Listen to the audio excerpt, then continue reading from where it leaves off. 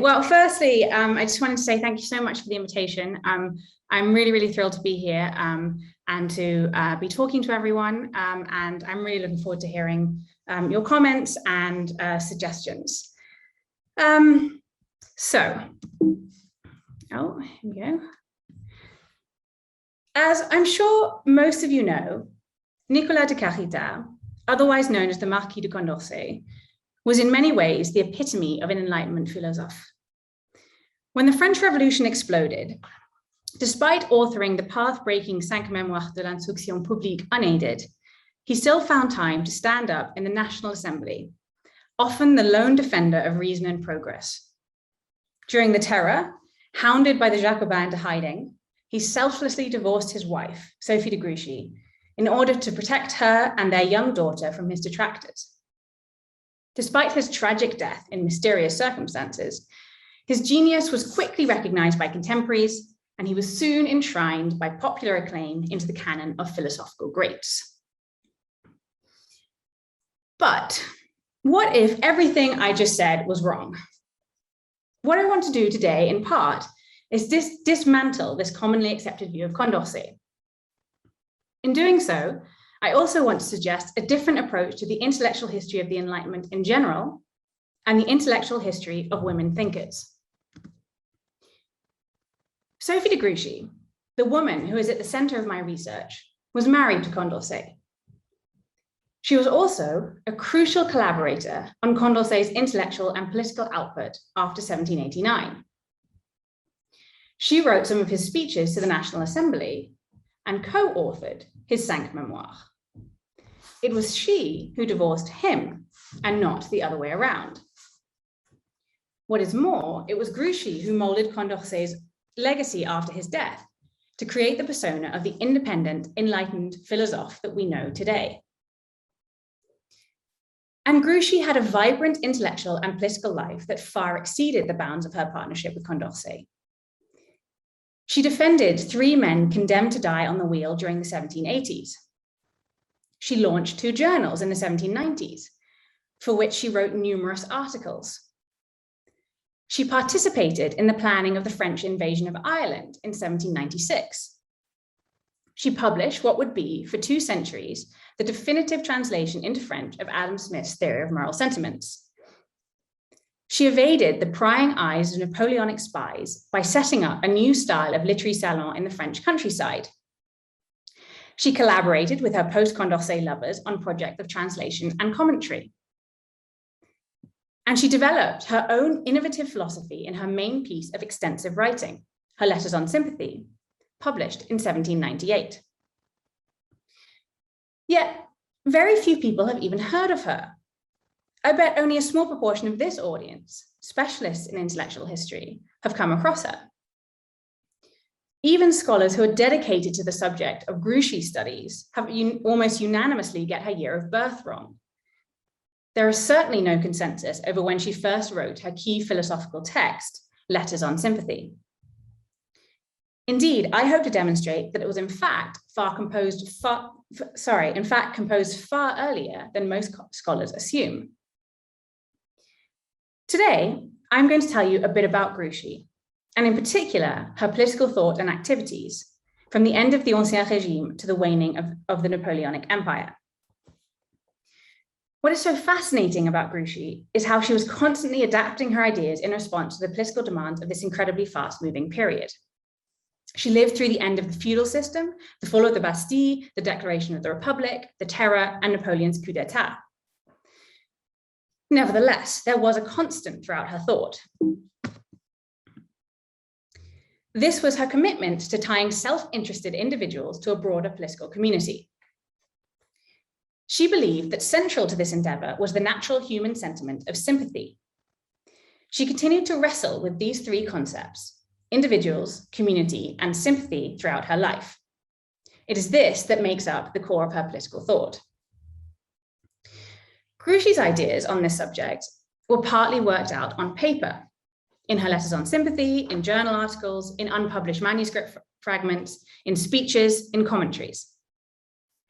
However, she also expressed them physically in her relationship with Condorcet, her other lovers, and with the transnational circle of friends who attended her salon. To fully understand her thought, we need to learn to read the grammar of these relationships alongside her written texts. I'm not going to spend too much time on the methodological underpinnings of this move now, but please feel free to ask me about it in the question period. It is here that we return to Condorcet. Grouchy's collaboration with him was not simply a de facto arrangement.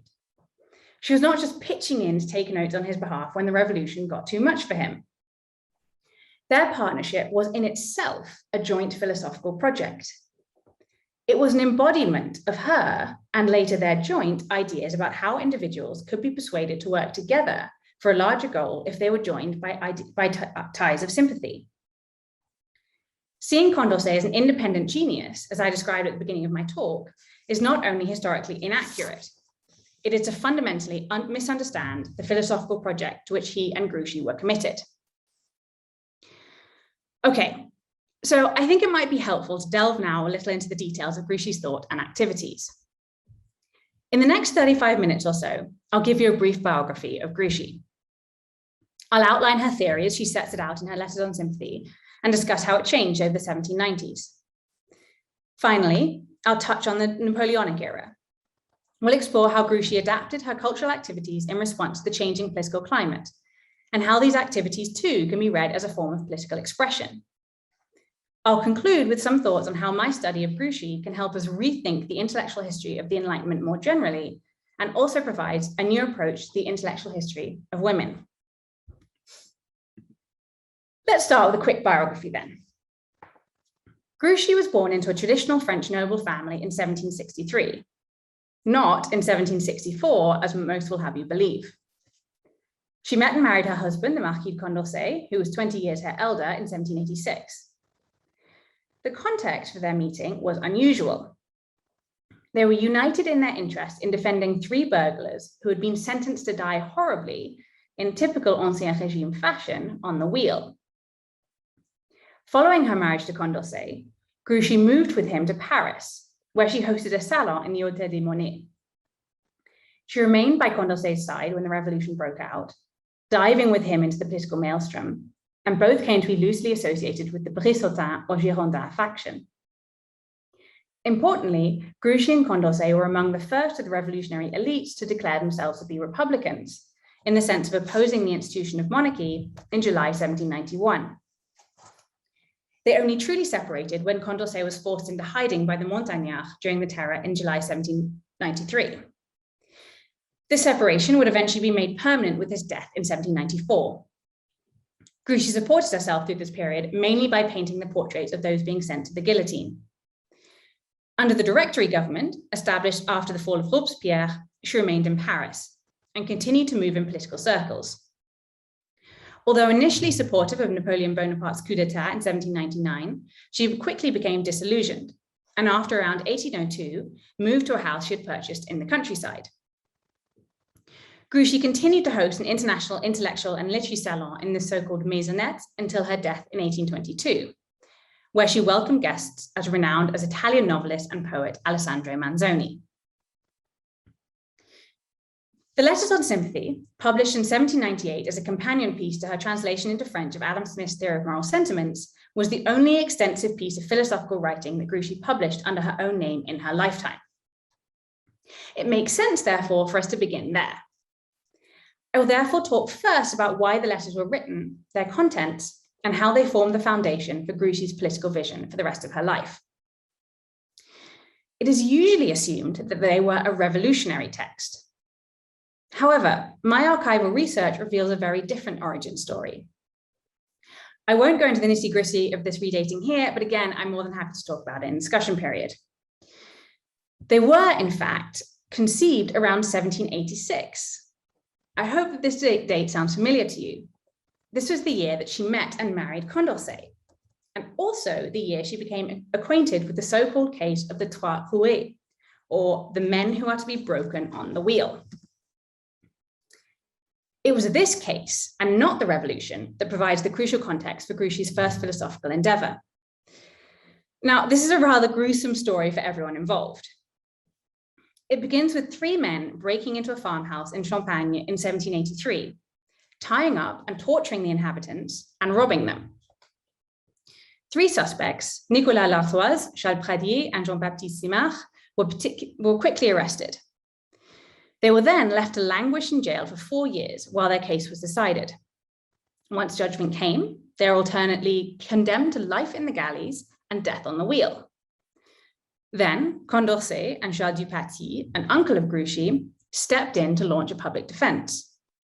They published pamphlet after pamphlet bemoaning the injustice and barbarity of the Ancien Régime legal system.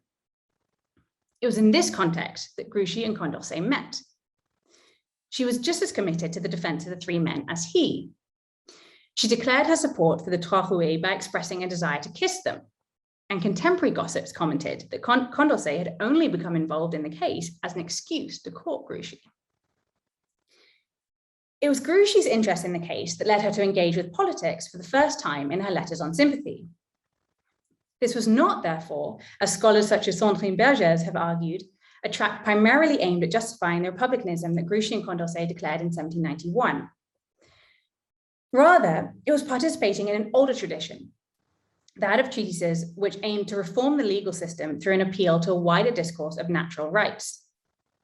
This genre had first been popularized in France by Voltaire's defense in 1763 of the Calvinist Jean Calas, who had been accused of murdering his son to prevent his conversion to Catholicism, and had become a veritable cottage industry by the time Dupaty and Condorcet joined the fray in the 1780s. This context is important because it provides the foundation for a new interpretation of Grouchy's letters. It was at heart not an anti-monarchical tract, but a treatise on natural rights. When we read the letters through this lens, a key element of the text comes into focus that has thus far been passed over. This is the importance that Grouchy placed on individual motivation and agency in her exploration of the subject of natural rights.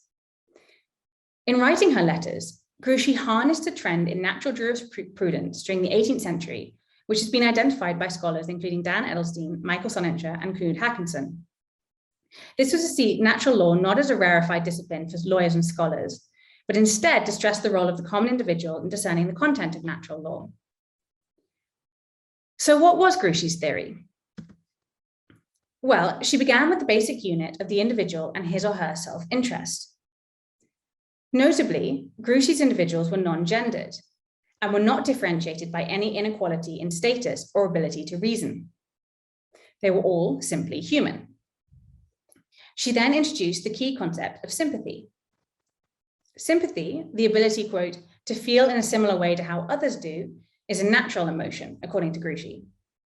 When we see someone in pain, we also feel pain. We therefore want to stop it. On this simple foundation, Grouchy constructed a mechanism by which every individual could, through the use of their sentiment and reason, come to an understanding of moral right and wrong, and also access the truth of transcendental natural rights. The key thing to note is that, through an appeal to sympathy, Grouchy thus linked the individual to broader social goals. In particular, universal respect for the rights of others. Actions resulting from sympathy are at heart self-interested.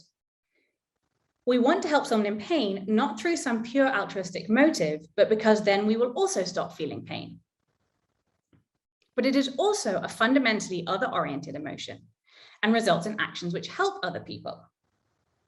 Individuals acting on sympathy, according to Grouchy, can never be atomistic or entirely selfish.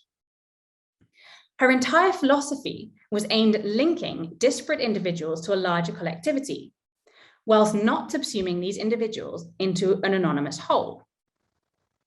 She wanted to demonstrate that it was possible to have a society in which people, as people, were valued on terms of perfect equality, but also had the ability to put aside their desire for instant gratification in favor of the achievement of larger social goals.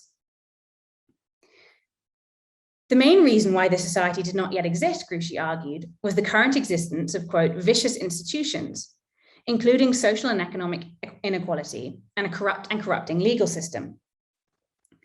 These institutions warped the working of sympathy in humans so that they were unable to properly sympathize with each other. Thus, current social structures have put men and women, quote, in chains which they have become incapable of judging and breaking. In such circumstances, individuals cannot know what their natural rights are, what is due to them or to others. This was, of course, a deeply political critique, written in what would be the final years of Ancien Régime France. However, it would not be until after the outbreak of the French Revolution that Grouchy would integrate the ideas she developed in her letters into a recognizable theory of the state. And it is here that scholars of Grouchy tend to falter. Aside from the letters on sympathy, Grouchy published no other treatise under her own name. Efforts have been made to identify one or two journal articles during the early years of the revolution that she may have written, and a substantial part of my archival research has been focused on adding to the number of published or manuscript texts that we can attribute to Grouchy. But it is clearly the case that she did not produce a neat set of oeuvres in the guise of a Rousseau or a Smith, the sort of body of work that many intellectual historians have come to expect. So how, once we have explored her early and foundational letters, can we track the way in which Grouchy's ideas developed through the revolution and into the Napoleonic era? It is here that we turn to her embodied thought, as expressed in her relationships and collaborations. As we have heard, Grouchy's ultimate aim in her letters was to show how it was possible to have a society in which individuals could work together on terms of perfect equality for the achievement of larger goals. I want to argue that in her partnership with Condorcet during the revolution, she developed this idea into a theory of republicanism. Later, in her friendships with others under Napoleon, she further adapted her ideas in a proto-liberal direction. Let us turn then to the infamous night of the 20th of June, 1791, when King Louis XVI, aghast at the turn the revolution had taken, attempted to flee Paris with his family. After a number of clownish missteps, they were quickly captured at Varennes and returned to Paris. But Grouchy, Condorcet, and a small circle of their friends, noting the dismay of the populace at the king's perceived betrayal, seized the moment to make a dramatic announcement. On the 1st of July, Paris woke to find posters plastered around the city, including on the door of the National Assembly, deriding Monsieur Louis Bourbon as, quote, an imbecile, and declaring the foundation of a new journal, Le Républicain. In so embracing republicanism, Grouchy had to make a decision. Would she jettison her pre-revolutionary commitment to balancing the importance of both the individual and the collective, and instead prioritize the strength of the polity as a whole? This would be broadly the classical Republican route. This early modern discourse, most famously identified by J.G.A. Pocock, emphasized civic virtue and individual self-sacrifice in favor of the public good.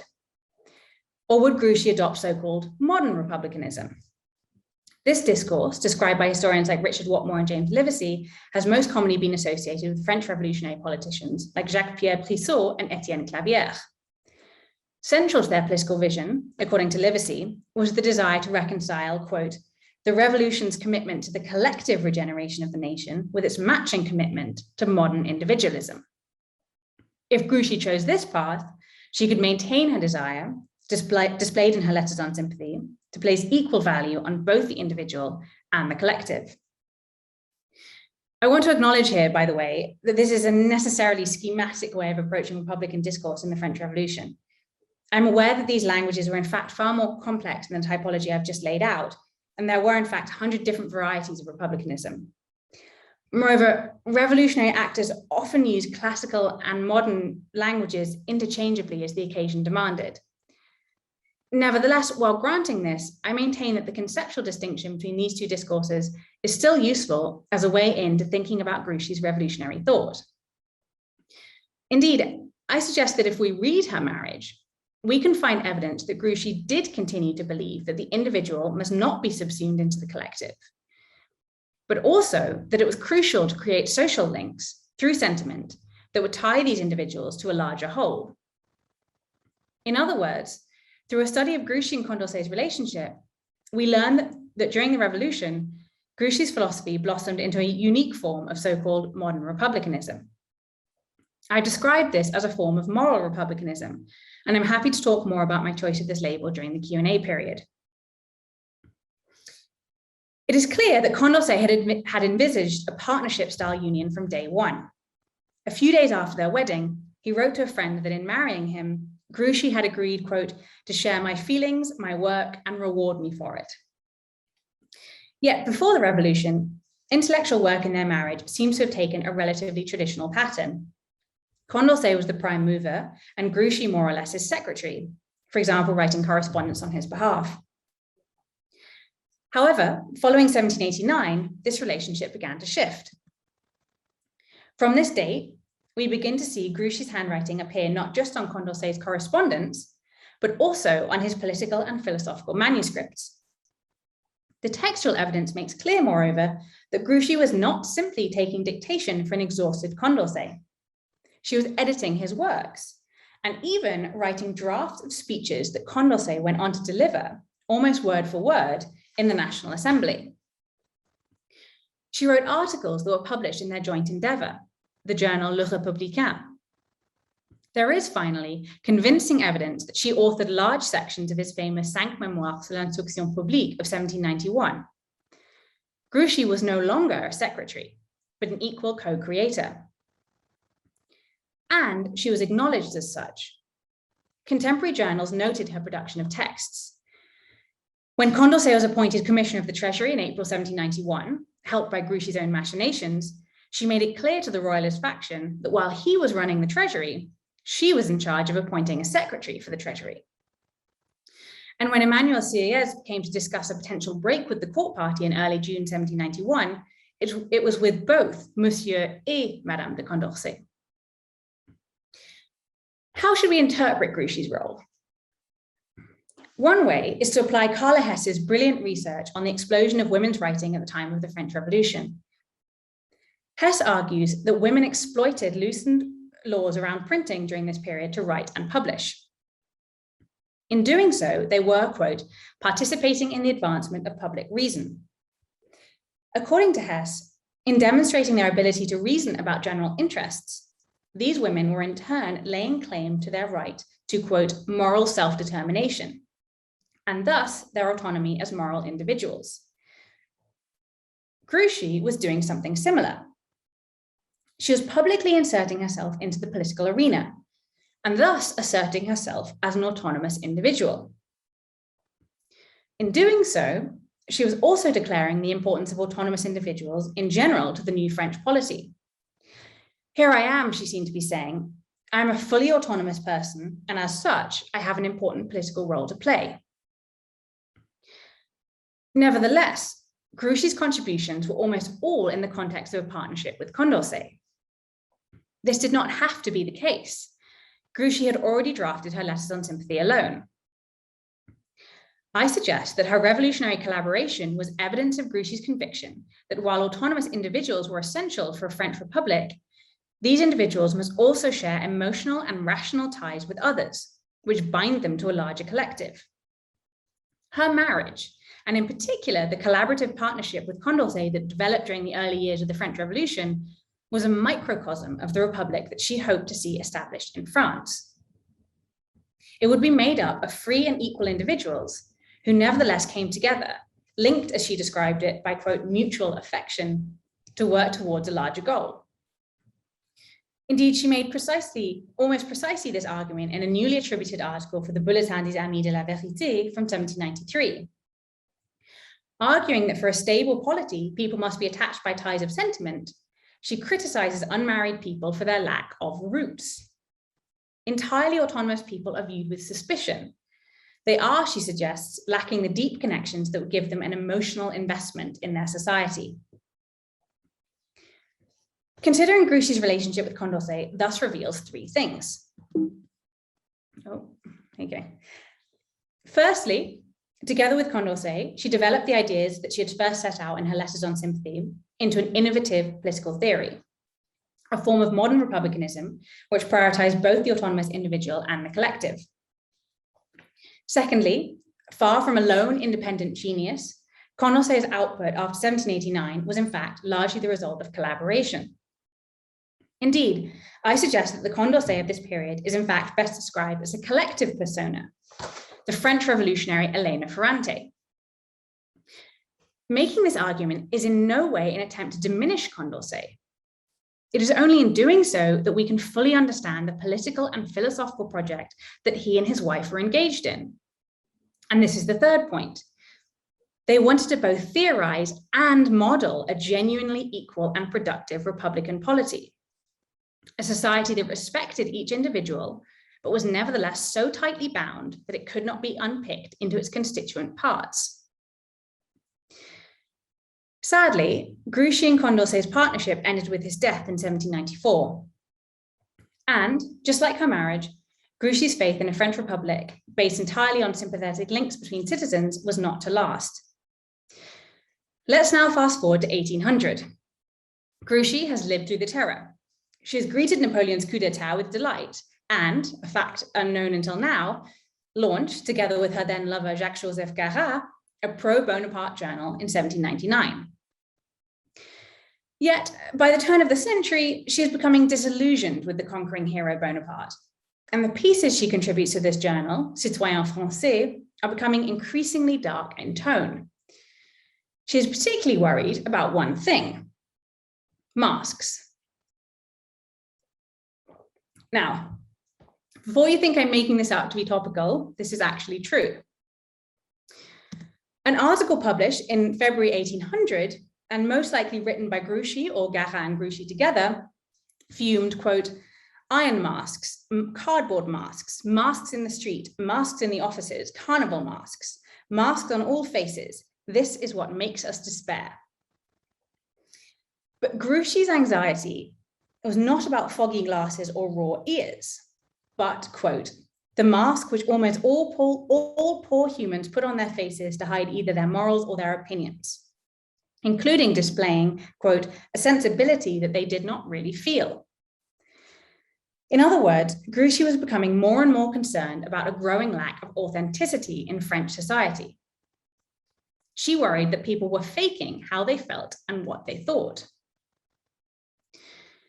This posed a real philosophical problem for Grouchy. Her concept of sympathy, and therefore her entire political vision, relied on an open connection between people. As she put it in her letters on sympathy, quote, "We feel a painful impression when we see a sensitive being suffer, or when we know that he suffers. Our self-interest leads us to want to stop that pain for both us and them, and we therefore take the first step on the road to morality. But what if, when we see someone in pain, our first reaction is to wonder whether they are faking it? We won't have that same sympathetic reaction, and thus the desire to stop it. The mechanism is broken, and the system on which our knowledge of rights depends collapses." The interesting thing is that this was always a potential threat to Grouchy's system. Indeed, two of the philosophers who are hugely influential in her thinking, Smith and Rousseau, dealt at length with the problem of duplicity and dissimulation. So why does Grouchy only begin to worry about it in 1800? The answer, in my opinion, is pretty straightforward: Napoleon and his secret police. The evidence is clear that Grouchy and her circle were deeply suspicious of Napoleon's secret police. Claude Voriel, who became Grouchy's lover around 1801, and with whom she remained until her death in 1822, had been the secretary of Joseph Fouché, Napoleon's Minister of Police, between 1799 and 1802, and developed a particular distaste for the organization. In an unpublished manuscript, he dedicated page upon page to his fear and loathing of it. And it is clear that they had reason to be on their guard. Grouchy was, at times, certainly under surveillance. As early as the 5th of December 1800, a report to the Parisian Prefecture of Police describes Grouchy as being overheard, quote, "in a house where she believes she can think aloud," talking about the viability of a challenge by Louis-Philippe Orléans to Napoleon's regime. Most worrisome of all for Grouchy and her circle was the effect of this constant surveillance on the population of France. As Voriel wrote, "The people do not venture to express their ideas and feelings, dreading above all that their words might be overheard by the spies who are gliding about everywhere, to pick up every expression or murmur of discontent." Napoleon and his police were fostering a duplicitous people who were increasingly incapable of sharing their thoughts and sentiments with each other. In such a context, according to Grouchy's theory, the populace of France would never be able to act morally towards each other, or to be able to recognize their own or others' natural rights. They had returned to a situation reminiscent of the Ancien Régime France, against which Grouchy had first railed in her letters on sympathy. So, what to do? Well, what Grouchy did was, I suggest, a form of voting with her feet. After 1802, she moved her salon from Paris, where it had been based since 1787, to a house that she had purchased in the small town of Moulins, about 40 kilometers to the northwest of Paris. The guests who came to the maisonette, as she misleadingly dubbed this mansion-like dwelling, experienced a very different form of hospitality from that they had enjoyed in the urban setting. Firstly, they stayed for much longer periods in a much more intimate manner. Rather than attending an evening soirée, which was confined to the public dining and drawing rooms, they would visit for weeks or months and relax in bedrooms and private apartments. Their guests were therefore privy to intimate family details. Julie Talma, for example, a close, albeit critical friend of Grouchy, reported with relish on a squabble that had broken out between Grouchy and Fauriel. Apparently, Grouchy wanted Fauriel to eat more beef, and when the, quote, little rebel refused, Grouchy instructed the maid not to give him any coffee, so that Fauriel would, quote, bear the brunt of his disobedience. Secondly, the form as well as the setting of sociability had shifted. As in a more traditional urban-based 18th century salon, intellectual pursuits remained high on the agenda. There were discussions of recently published works and works in progress, as well as the performance of texts. However, these were also interspersed with long walks in the surrounding countryside. This was such a constant theme of life in Milan that in writing to him, Alessandro Manzoni joked to Fauriel that this letter will probably find you up a mountain. These rambles were, moreover, social occasions. The German bookseller who sold Grouchy's edition of the Œuvre de Condorcet in 1804 wrote how much he looked forward to, quote, taking walks with you on my arrival in the lovely surroundings of Moulins. This adapted form of sociability served, I suggest, both a practical and an ideological purpose. For a group that learned that they could no longer, quote, think aloud in Paris, a shift to the countryside was highly attractive. It was, quite simply, far more difficult to be overheard by informants in the middle of a deserted field or at the top of a mountain than in a crowded urban drawing room. If all of those present were handpicked and intimate friends, so much the better. Yet there was also, I suggest, a Rousseauian element in Grouchy and Fauriel's retreat to the maisonette. Famously, in the final years of his life, when he saw himself as having been cast out by the human race, Rousseau had composed his unfinished Les Rêveries du Promeneur Solitaire, in which he described the meditations which had assailed him on his daily walk. I must only look for consolation, hope, or peace in my own breast, he wrote, a self-sufficiency that in turn led him to, quote, discover new reasons to love nature. Indeed, Fauriel used language perhaps intentionally reminiscent of Rousseau to describe his desire for a life that was rêveuse and végétative. This would be, he said, an indispensable remedy to prevent me from falling into the last degree of melancholy. Yet, while Rousseau had declared himself, quote, alone for the rest of my life, Grouchy and Fauriel instead used his rêverie to inspire a new form of sociability that was based on the intimacy of shared meditations and a mutual love of nature. This dual emphasis on the internal life of the individual and the sharing of this self is of a piece with Grouchy's earlier philosophy. Yet we can also see a definite shift. The group with whom the self was being shared was no longer the broad citizenry of a republic, but a circle of intimate friends. Had the social replaced the political for Grouchy then? Well, not quite. I suggest that in turning her back on the urban social landscape, Grouchy was indicating a desire to remove the fostering of proper emotional and rational faculties from the political sphere. Napoleon had demonstrated an eagerness to manipulate the emotions of his people. Grouchy's life at the maisonette suggests a growing belief that sympathy was best nurtured in a depoliticized society of like-minded individuals embedded in the natural world. But this nurturing of sympathy still had a political end. There is one final piece of evidence I'd like to put forward for this contention. This is another Citoyen Français article, probably authored by Grouchy or a product of collaboration, and published in late 1799. Here, Grouchy appeals for the first time to the idea of, quote, civil liberty.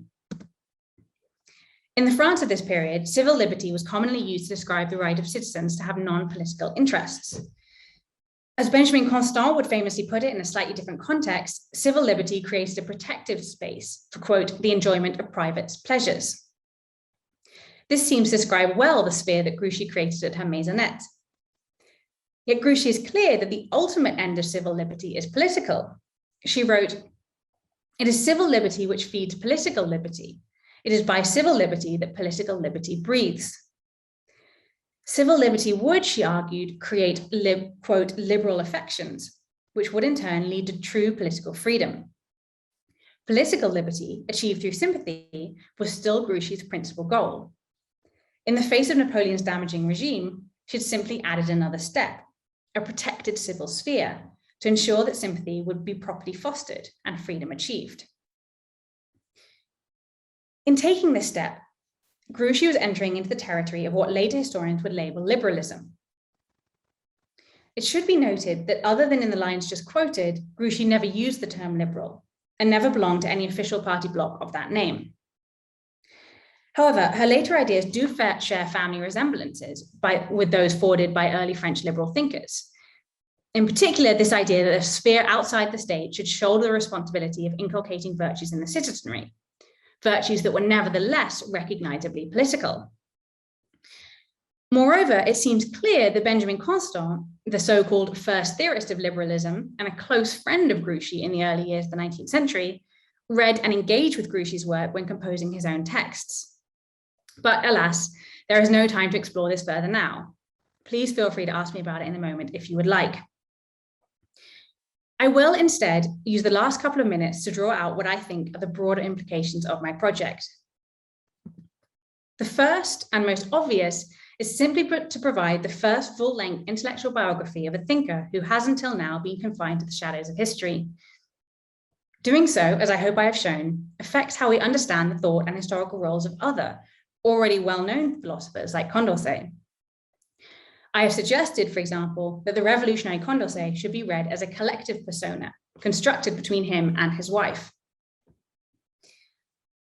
Yet the emphasis on collaboration that I have argued was so central to Grouchy's political philosophy has a wider resonance. It suggests that the era of big man intellectual history, at least as it applied to the Enlightenment, is over. As we have seen, Grouchy was committed to productive sympathetic ties between individuals as both a philosophical and a practical endeavor. We know from the huge amount of literature on the subject that the question of sociability was a central subject of debate across Europe during the 18th century. And yet the individual intellectual still holds a certain pride of place. Even in clearly collaborative projects like the Encyclopédie or the Histoire des Deux Indes, there is still an interest in deciphering who wrote what and who thought what. We have explored today how Grouchy, Condorcet, Fauriel, and Garat both theorized and modeled political sociability. What other pillars of Enlightenment thought might also, in fact, be a product of this collaborative process? The historiography of intellectual sociability in the Enlightenment is an incredibly strong one. But what if we took it a step further and did not just study discrete individuals interacting in salons, academies, and coffee shops? What would the 18th century history of ideas look like if we didn't just study individual thinkers, but collaborations as both the source and subject of philosophy? I suggest, and this is my final point, it will look like a history with a lot more women in it. To be clear, what I've said today can also be applied to male-male and female-female partnerships. But all too often, when we come across evidence that a man and a woman have worked together, and when it is too difficult to establish specific contributions, it is the man who is labeled the intellectual and the woman the secretary. This study of Grouchy, on the other hand, shows us that collaboration was both a way of producing philosophy and a coherent philosophy in itself. It demonstrates that we should resist the immediate temptation, when presented with a collaboration, to attempt to unpick it into its constituent parts, but try to take it on its own terms. If we do so, I suggest that we will not only view our canon of philosophical greats differently, but perhaps even find some new ones. Thank you.